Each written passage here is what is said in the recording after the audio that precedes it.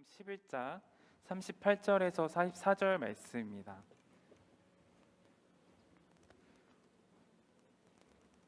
안녕.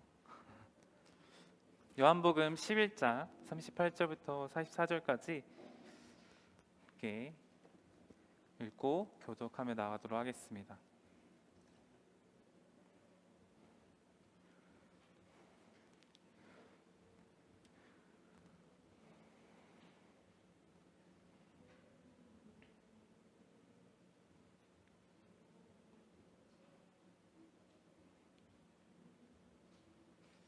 네, 다 찾으셨죠? 한 줄 알고 한 절씩 교독하도록 할게요. 제가 먼저 읽겠습니다. 이에 예수께서 다시 속으로 비통히 여기시며 무덤에 가시니 무덤이 구리라 돌로 막았거늘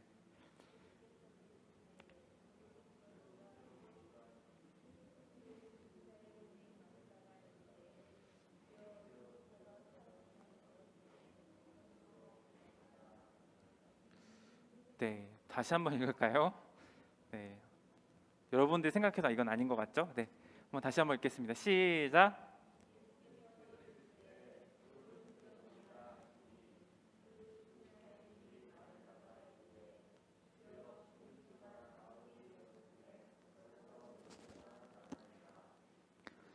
네, 현진이 안 읽고 있는 것 같은데, 네, 굉장히 의심이 되지만, 네.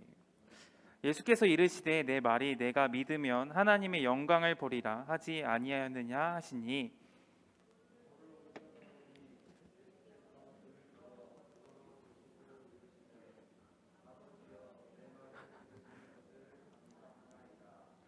네, 현진이가 조금 읽는 느낌이 나니까 조금 살아나죠.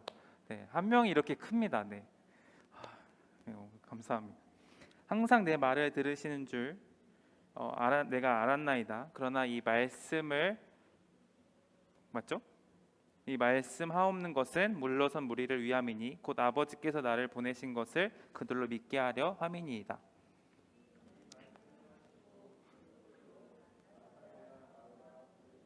다 같이 읽을게요.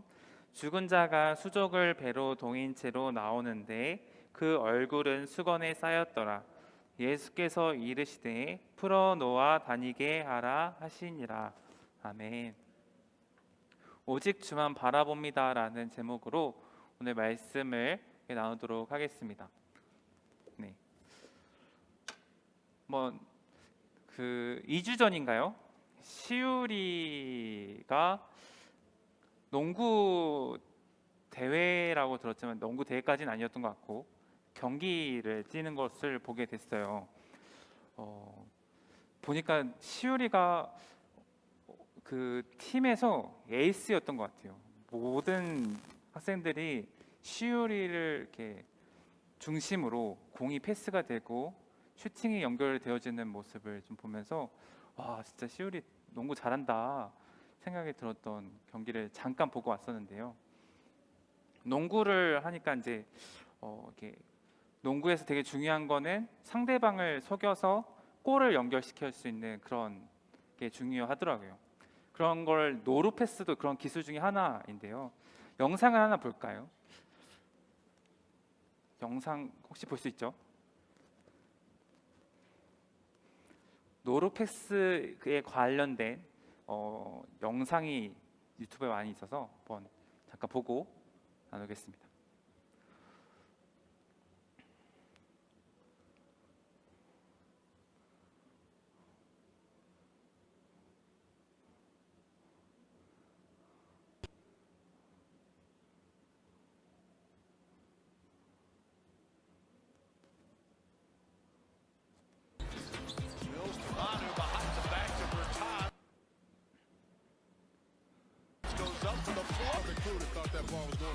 제가 제일 좋아하는 장면이에요. 이게 진짜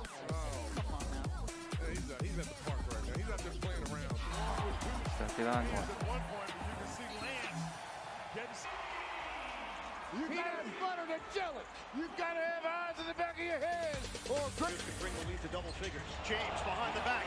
Long for two. LeBron James. Beautiful. Right side to Stevenson, behind the back dribble, picks it up and sends a bounce pass into Sabonis, who lays it in. 네, 여기까지만 볼까요? 이러다 계속 다 생겼어요. 네, 감사합니다. 노루패스라는 기술을 활용해서 이렇게 농구 경기를 하는 장면이었는데요. 노루패스라는 것은 상대 수비수를 속이기 위해서 보지 않고 패스를 하는 걸 노루패스라고 해요. 그래서 상대 수비수의 시선은 오직 이 공에 있기 때문에 그 공을 가지고 있는 사람만 보이기 때문에 그 사람이 어디다 패스를 주는지를 보려고 그 사람만 신경 쓰기 때문에 그 사람이 보지 않고 그렇게 패스를 주면서 속이게 되는 거죠. 그렇죠? 네, 우리 치율이 전문가가 있으니까 확인을 하고 갈게요. 그쪽으로 몸을 향하게 되니까 다른 쪽으로 패스가 전해져서 골을 먹히게 되는 안타까운 또 공격수 입장에서는 너무나 좋은 기술이라고 할 수 있어요. 모든 수비수들은 공격하는 상대방 선수가 어디를 보고 있는지 또는 어디를 공격하려고 하는지를 머릿속에서 수만 가지 생각을 하겠죠. 그의 시선은 온전히 공격수에 향하고 있는데 공격수는 다른 곳으로 패스를 주면서 그의 시선을 분산시키는 것을 볼 수 있어요. 우리가 이걸 통해서 보면서 저는 어디를 보고 있느냐, 우리가 어디에 시선을 두느냐가 참 중요하구나라는 생각을 했었습니다. 오늘은 이런 시선에 관련된 이야기를 해보려고 그래요. 우리가 농구도 일상적인 삶에서 농구라는 경기를 통해서 시선의 생각을 해볼 수 있지만 삶에서도 우리가 시선에 대한 생각을 해볼 수 있잖아요. 오늘 본문에서는 죽었던 나사로가 살아나는 장면이 나옵니다. 나사로는 마르다와 마리아 들어보셨죠? 네, 고마워요. 네, 마르다와 마리아와 남매 사이라고 성경에 나와 있어요. 여기서 마리아는 예수님의 발에 우리 오늘날 개념으로는 일용직 노동자 분일 수도 있고 아니면 우선 그냥 그렇게 따질게요. 그렇게 정리해 보면은 그분이 1년 동안 일한 연봉에 해당하는 값을 그 값만한 향유, 비싼 향유를 예수님 발에다가 붓는 그런 예화를 가지고 있는 이야기를 가지고 있는 스토리를 가지고 있는 사람이 마리아죠. 지금 우리가 11장을 읽고 있는데 12장에 나오면 그런 이야기가 나와요. 그런 사람이 마리아가 있고 그런 마리아와 남매 사이인 사람이 나사로인데 이 나사로는 예수님과 아주 절친한 인물로 성경에 나와 있고 성경에 보면 나사로와 마르다, 마리아는 이 남매들은 예수님의 사랑을 받고 또 신실한 사람이라고 소개되어지고 있어요. 그런데 이런 신실한 나사로가 죽을 병에 걸렸다고 성경은 이야기하고 있죠. 그리고 나사로가 병들었다는 소식을 예수님에게 전해주어서 빨리 오셔서 나사로를 살려주세요 라고 그의 노이들이 사람들을 보내게 되었어요. 그러다가 나사로가 병들었다는 소식을 접한 예수님이 바로 즉시 나사로를 구하러 간 게 아니라 성경에 보면은 이틀이나 더 있다가 나사로가 있는 곳으로 가게 됐다고 성경이 이야기하고 있죠. 지금 전반적인 스토리를 얘기하고 있는 거예요. 예수님이 빨리 오기만 애타게 기다리는 사람의 속도 모르고 소식을 듣고도 더 있다가 출발하시는 예수님의 모습을 볼 수 있고요. 그러면 사람들이 하는 말이 너무 애타게 하니까 예수님께서 하시는 말씀이 있어요. 나사로가 영원히 죽은 것이 아니라 잠을 자고 있기에 내가 깨우러 간다. 이야기를 하셨어요. 우리가 사람들이 이런 말 들어보면은 예수님이 자고 있는 나사로를 깨우러 가는구나라고 생각할 수 있는 것 같은데 예수님의 제자들도 마찬가지로 그렇게 생각했던 것 같아요. 나사로는 죽었어요. 예수님은 그것을 알고 계셨고 그렇기 때문에 깨우러 간다라는 말로 이렇게 표현을 하셨는데 예수님의 제자들은 실제로 예수님이 잠을 자고 있는 나사로를 깨우러 가고 있구나라고 생각하고 오해를 하고 있었던 것 같아요. 이에 예수님은 나사로의 육신이 완전히 죽었다라는 사실을 다시 한번 밝히시면서 예수님이 지금 가는 것은 다름이 아닌 제자들의 믿음을 위한 행보임을 알려주시면서 이제 나사로를 살러 가시는 모습을 앞 구절에서 이야기를 살펴볼 수 있어요.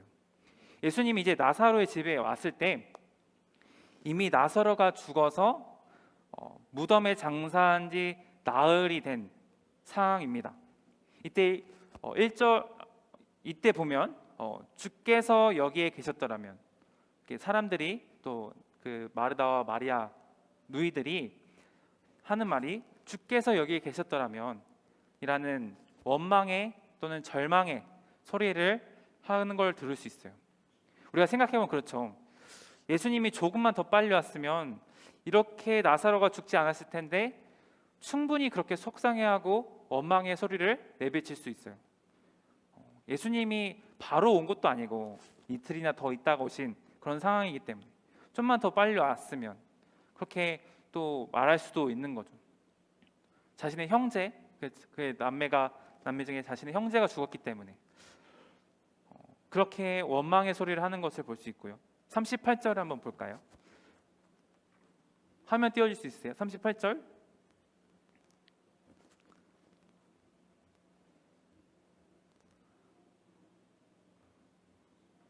네.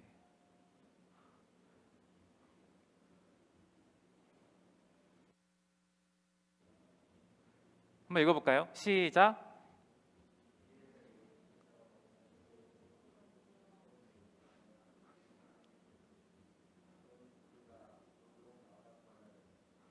네, 읽은 거 맞죠? 네. 이에 예수께서 다시 속으로 비통히 여기시며 무덤에 가시니 무덤이 굴이라 돌로 막았거늘. 이 말씀을 보면 나사로를 장사 지낸 곳이 무덤의 굴이라고 하고 있죠. 그리고 그 굴의 입구를 돌로 막았다고 했어요. 그리고 39절에 예수께서 이르시되 돌을 옮겨 놓으라 하시니 그 죽은 자의 누이 마르다가 이르되 주여 죽은 지가 나흘이 되었음에 벌써 냄새가 나나이다.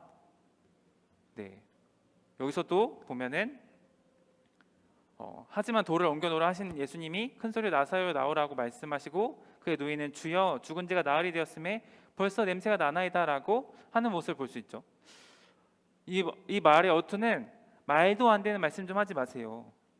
이럴 거면 좀 더 일찍 오시지. 상식적으로 생각해 보세요라고 또다시 이렇게 원망하는 모습을 볼 수 있어요.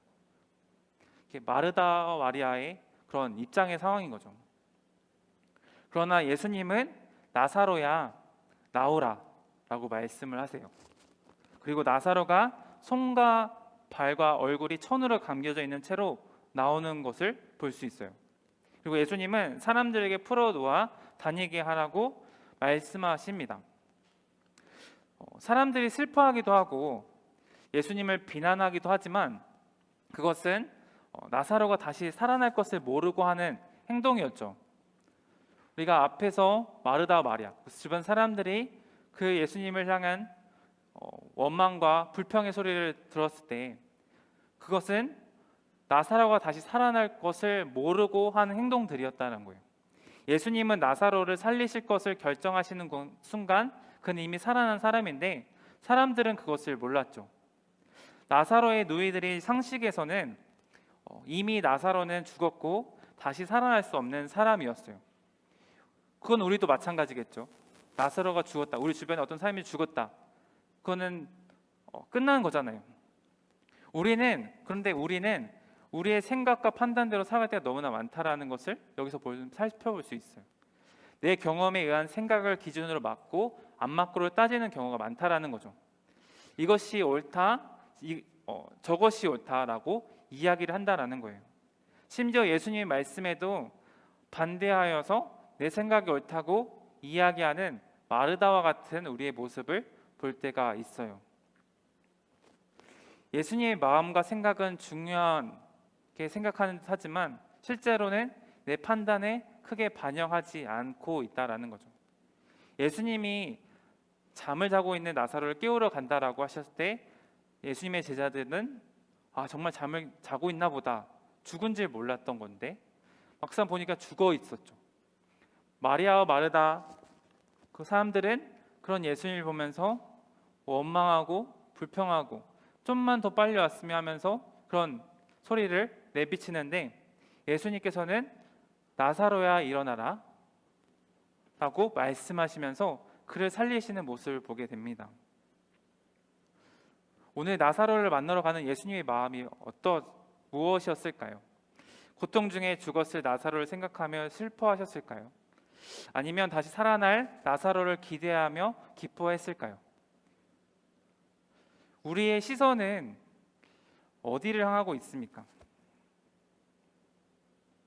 무덤을 향하고 있습니까? 예수님을 따라 나서는 사람을 향해 있습니까? 우리는 예수님을 바라보아야 합니다. 예수님이 무덤 앞에 기도를 하셨어요. 41절 42절 말씀입니다. 돌을 옮겨 놓으니 예수께서 눈을 들어 우러러 보시고 이르시되 아버지여 내 말을 들으신 것을 감사하나이다. 항상 내 말을 들으시는 줄을 내가 알았나이다. 그러나 이 말씀하옵는 것은 둘러선 무리를 위함이니 곧 아버지께서 나를 보내신 것을 그들로 믿게 하려 함이니이다. 예수님께서 기도하시기를 아버지께서 항상 제 기도에 응답하시는 분인 것을 알고 감사하고 있어요. 제가 굳이 지금 이 무덤 앞에서 기도하지 않아도 아버지께서는 기도를 들어주시는 분임을 알고 있지만, 그럼에도 기도하는 것은 사람들에게 아버지께서 나를 보내신 것을 알게 하기 위함이라고, 그것을 밝히기 위해서 기도하셨다라는 거죠. 시선을 무덤에서 본인에게로 옮겨오는 것, 그것이 예수님의 기도의 본질이었어요. 우리 아직 한 해를 마무리하기에는 다음 주가 있기 때문에 결론을 맺긴 하긴 없지만, 그럴 설교의 시간은 아니지만 올 한 해를 좀 돌아보면서 생각을 해보면서 우리가 가장 많이 신경 썼던 것이 무엇인지 좀 생각해 보면 좋을 것 같아요. 그리고 그 가운데 우리가 주님을 바라보는 시간, 주님을 생각했던 시간은 언제였는지를 또 한번 생각해 보면 좋겠어요. 우리는 예수님을 바라봐야 합니다. 바라볼 수 있어야 해요. 2학년 친구들 지금 시험 기간이라 온통 거기에 신경이 집중되어 있을 수밖에 없지만, 그럼에도 불구하고 우리는 주님을 바라보아야 해요. 예수님이 마르다에게 내가 믿으면 하나님의 영광을 본다라는 것은 예수님을 바라볼 때 하나님의 영광을 볼 수 있다라는 거예요. 하나님의 말하는 최고의 영광은 무엇일까요? 바로 십자가에 못 박혀 죽으시고 부활하신 사건이겠죠. 그것만큼의 최고의 영광은 없을 거예요. 바로 예수님을 바라본다라는 것은 그런 부활의 신앙을 가지게 된다라는 것이고, 그 부활의 신앙을 믿고 살아가는 고백이 되는 거예요. 주님은 작은 소리도 아닌 큰 소리로 나사로야 나사로야 라고 부르셨어요. 나사로야 나오라 라고 부르셨어요. 그리고 그들은 하나님의 영광을 보게 되는 거죠. 그가 살아나는 것을 통해서 이후엔 예수님이 부활하신 사건을 보면서 나사로가 무덤 밖으로 걸어 나오는 것이고 예수님께서 부활하신 것을 보게 되는 거예요.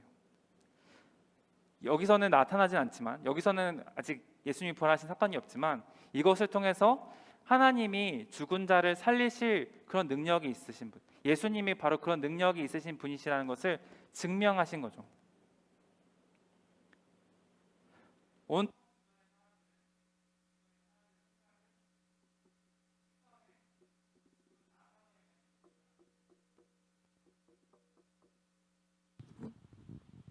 그랬지만 예수님의 시선은 그곳에 있지 않았다는 거.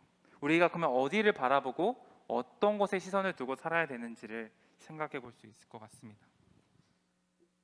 나사로가 다시 살아나는 것에만 초점이 있지 않았습니다. 여기에 모인 사람들이 예수님을 전혀 다른 시각을 바라보고 믿음이라는 것이 깊어지는 시간으로 우리는 묵상해 볼 수 있습니다. 전환점이 되는 순간입니다. 병들었을 때, 죽었을 때 그들의 시선은 달랐어요. 45절에서 이 일을 본 많은 이들이 예수님을 믿게 되었다고 이야기를 하고 있죠. 믿음은 어느 상황에서도 한결같이 주님을 바라보는 것을 말합니다. 우리가 언제나 어디서나 그런 주님을 바라보는, 한결같이 주님을 바라보는 믿음을 가지며 살아가길 소망해요. 올 한 해 이제 이렇게 마무리가 되었어요. 마무리가 되어 가고 있습니다. 이제 내년이 또 시작이 되어지겠죠. 우리가 그 가운데서도 중요한 것은 주님을 바라보는 것. 우리가 주님을 바라보아야 합니다. 주변의 상황이 어떠하든지 어떤 일이 있든지 우리의 마음 가운데 중심은 주님을 바라보아야 하는 게 너무나 중요합니다. 항상 그런 삶을 살아가길 우리 중동부 친구들이길 소망합니다. 기도하도록 하겠습니다. 오늘 말씀 가운데 죽은 나사로가 나옵니다. 그 예수님은 그 죽은 나사로의 소식을 들었을 때 이틀이나 더 있다가 가시는 것을 보게 되죠. 사람들의 시선은 죽을 병에 걸린 나사로가 치료될 것에 대한 거에 관심이 있었지, 죽은 나사로가 살아날 것에 대한 것은 관심이 전혀 없었습니다. 그럼 예수님은 죽은 나사로를 깨우러 간다고 말씀하시면서 모든 시선이 하나님의 영광으로 자신에게로 향할 수 있도록 하시면서 나사로를 살리시는 기적의 시간을 보여주셨어요. 이것이 무엇이냐면은 우리가 어떤 어려움과 또 어떤 고통과 어떤 힘든 순간이 있을지라도 우리가 바라보아야 할 것은 주님이라는 것. 주님을 바라볼 때 최고의 영광의 순간이 우리에게 다가온다라는 것. 코로나 가운데 우리가 참 많이 어려움을 겪고 있어요. 우리 여러 가지 우리 학생들이 여러분들의 어려움은 어떻게 표현할 수 없는, 이야기할 수 없는 저로서는 공감이 안 되는 어려움이 있을 수도 있겠죠. 어느 날 확진자가 떠서 학교를 가야 되는데 학교를 가지 못하고 또 수업하는데 공부를 해야 되는데 어려움이 있는 경우도 있고요. 친구들과 또 어울려야 될 시간에 그러지 못하는 시간도 가질 수도 있고요. 외로운 시간을 가지게 될 수도 있고요. 여러 가지 힘겨운 시간들이 많이 있겠죠. 그럼에도 불구하고 우리가 거기서 중요한 것은 하나님을 바라보는 것. 우리가 함께 하시고 동행하시는 그 주님을 바라봐야 한다는 것. 그리고 그 주님을 바라보면서 우리가 믿고 나아갈 때 최고의 영광의 순간이 우리에게 다가온다는 것을 우리 항상 믿고 기억하며 살아가기 원합니다. 한결같이 주님을 바라보는 믿음을 우리 가운데 주옵소서라고, 주님께서 우리의 삶을 인도하시며 은혜를 베푸실 때 우리의 삶도 주님의 것이고 우리의 시간도 주님의 것임을 고백하는 저희들이 되게 해달라고, 우리가 그런 가운데 내 생각과 판단으로 그런 일들에만 집중하는 것이 아니라 모든 상황 속에서 주만 바라보는 우리가 될 수 있도록 인도해달라고, 우리의 시간 이런 기도 제목을 가지고 함께 기도하며 나가도록 하겠습니다. 기도하겠습니다. 하나님 아버지 감사합니다. 언제나 어디서나 우리가 동행하시고 함께 하시는 그 주님을 바라보기 원합니다.